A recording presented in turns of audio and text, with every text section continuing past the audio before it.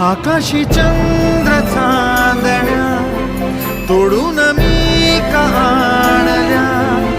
मनाचा पाळणा करू बांधून घे जरा झुला, डोळ्यात तूच साजणी सुखाचा स्पर्श तू नामा, तुझ्या विना उरेन अर्थ जीवना, उजळे तुझ्या हसूने कणकण,